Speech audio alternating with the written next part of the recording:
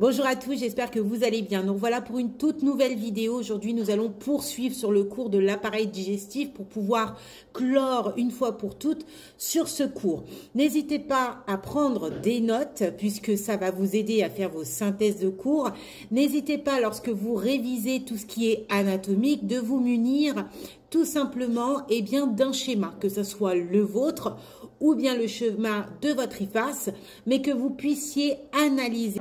Pour ceux qui ne me connaissent pas, moi c'est Louise Margotto, je suis passionnée du monde soignant, j'accompagne depuis un certain nombre de temps les nouveaux élèves du nouveau référentiel à acquérir plus facilement leur diplôme à travers les réseaux, mais pas seulement, puisque je me déplace également en IFAS de temps en temps pour pouvoir transmettre mes propres activités de formation en lien avec le nouveau référentiel aide-soignante. Je bégaye. Aujourd'hui, c'est un petit peu compliqué.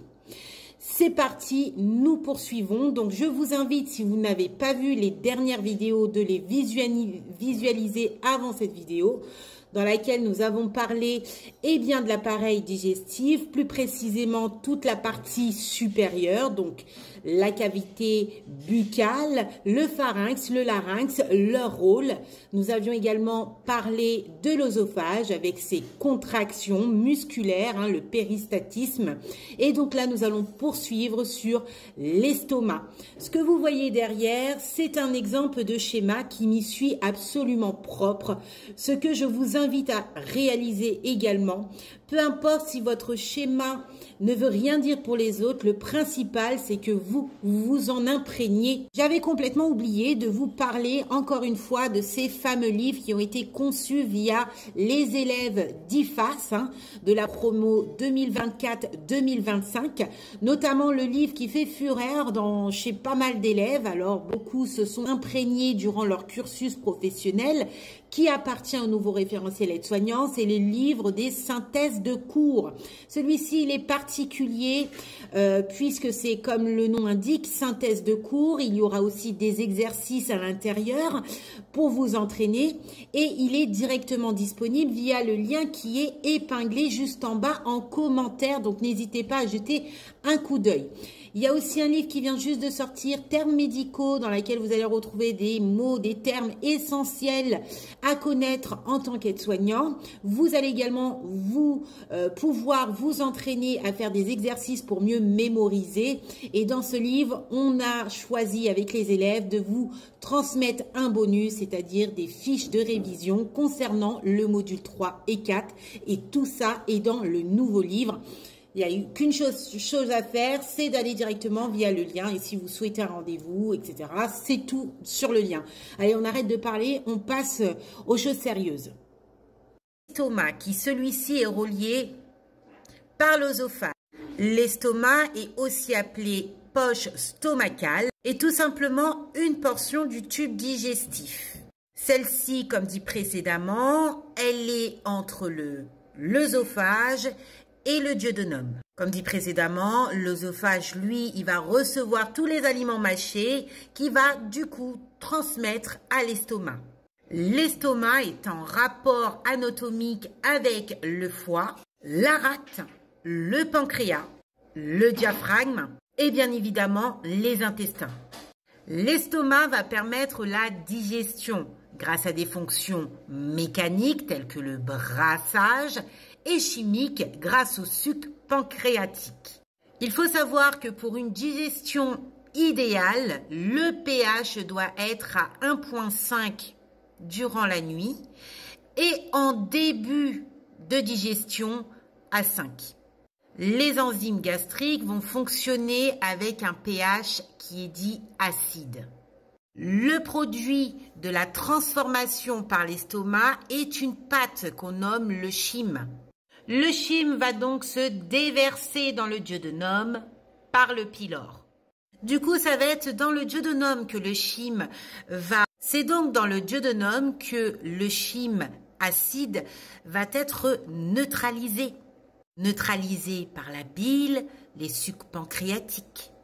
Cette neutralisation va permettre de produire des sels minéraux qu'on dit assimilables. Certaines d'entre elles vont tout simplement passer dans l'organisme grâce à la paroi du duodénum.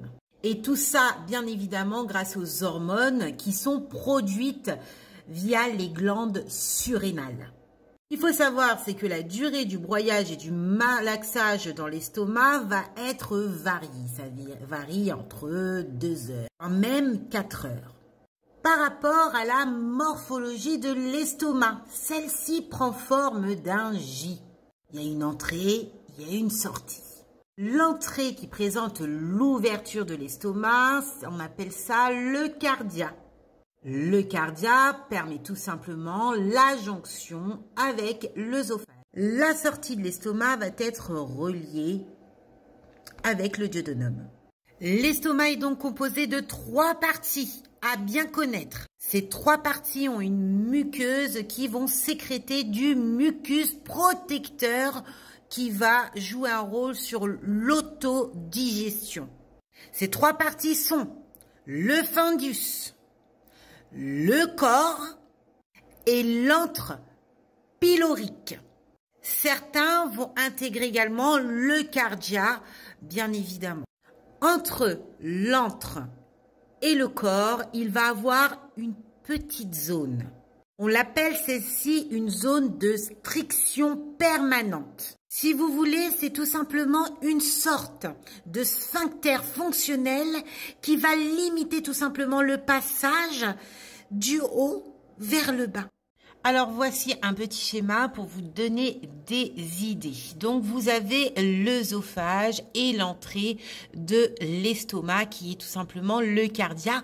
Alors certains vont dire qu'il fait également partie des parties de l'œsophage. Vous avez le fundus qui est juste ici. Vous avez le corps et vous avez le fond qui est là et l'encre. Là vous avez l'antre. Ensuite, le pylore et ensuite, ça se déverse dans le duodénum. Le rôle principal du pylore est de tout simplement restreindre le passage des particules alimentaires de taille supérieure à 0,5 mm. Ce n'est qu'en fin de digestion que l'estomac va vidanger, ce qui n'a pas été réduit par le travail des enzymes et le brassage qu'on dit mécanique puissant.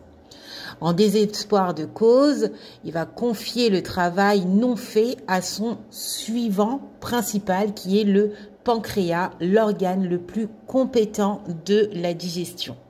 Il est capable, comme l'estomac, de réduire la taille des particules et des protéines alimentaires. Le deuxième rôle du pylore est le comptage des calories.